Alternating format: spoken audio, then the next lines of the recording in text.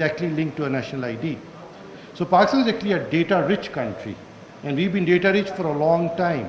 This data exists in a digital format. It's linked to a unique ID that can be looked up. We need to put this data to good use, of course, for broadening the tax net, for enhancing national security, and so on. But at the same time, we need to protect this data, and we need to develop capacity to protect this data. This data exists in financial institutions, in telecom companies, in any business that you deal with. Increasingly, more and more government departments are getting digitized. Even critical services like 1122, land record systems, banking systems, healthcare systems, airline systems, all of these systems are now digitized, and not just digitized but online.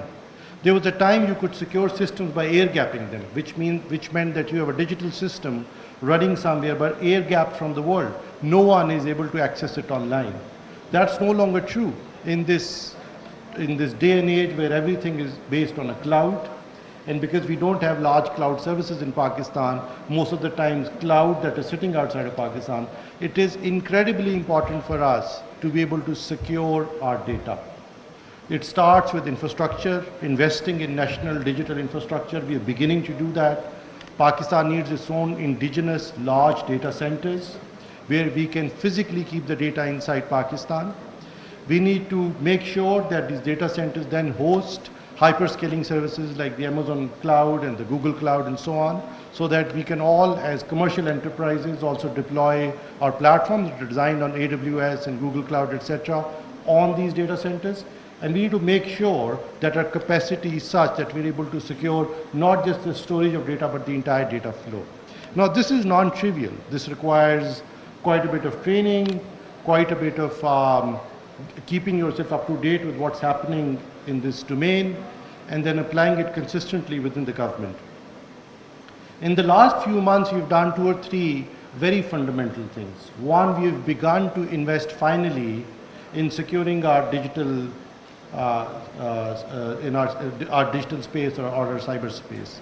And this work is a coordination between various agencies and organizations within the government, but that investment has begun to happen. And it's great to see that there is not only now a deployment of a WMS that is up to date, can keep up with the requirements of the modern age cyber warfare, but it also would lead to strengthening the internet architecture of Pakistan, where we have, from what I can tell, hundreds of unregulated CDNs operating in Pakistan. No one's ever looked at the data that comes in or goes out of Pakistan. No one's ever sat down and tried to make it such that we have centralized IXPs, which are easy to maintain, monitor, and make sure that our cyber space is safe from external threats. That exercise has not happened, and it is just beginning to happen in the last few months. In the last few months, we finally have the national cert notified. I don't think it's notified yet, but I'm happy to tell you that it'll happen this week, where we have gone back and forth within the government trying to figure out under what law, what rules, etc., we are able to make this happen. But I'm glad that we didn't wait for the government's administrative paraphernalia to get its act together before actually making the cert happen. And therefore that's great work also. I see good people working in the national cert. I know your leadership. I've met him a few times. He comes from the academia. I think that's great strength that you have, and great to see. And he kept whispering names and capabilities of various team members that we're giving shields to. So great that you were able to assemble a small team of professionals within the national cert. As soon as the national cert is now notified, it'll have to go to the cabinet because of various things that we have to go through. This will probably happen either Friday or Wednesday, next Wednesday. So within the next 10 days, we'll have the national cert notified. We'll also create these sectoral certs for various sectors that we have, whether that's financial sector or the telecom sector, etc., subsequently and shortly after that. This would, inshallah, be completed in the next 2 weeks. We would have done the national cert, and we would have done the paperwork around sectoral certs, and we need to quickly establish them. But there are also long forgotten entities within the government. There is the Electronic Accreditation Council. Long forgotten, no one knows where it is. I'm told it is somewhere in NTC. But we need to dig it up. We need to make sure that we make it operational and it begins to do the accreditation that we really need to be able to do in this country.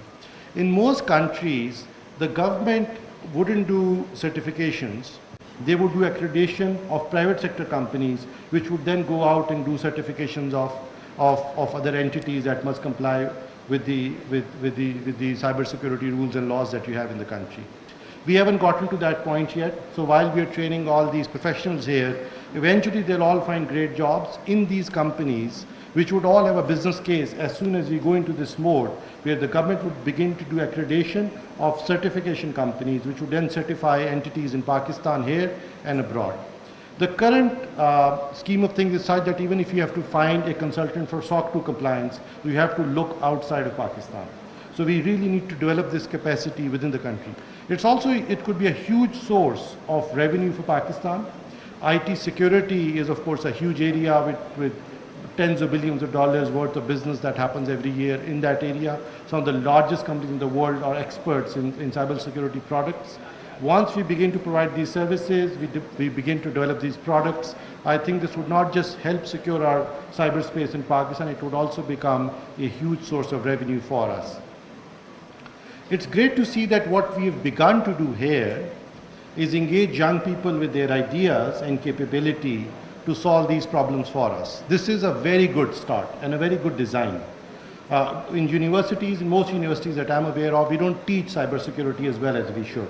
So therefore, this intervention of taking cybersecurity workshops and hands-on trainings to universities is a very good idea. And I see lots of people who've all unanimously said that they benefited from this experience. Many of them were quick to point out that these were hands-on workshops. They applauded specifically for the gentleman who was conducting these workshops. These are all good omens. That means that this was a job well done.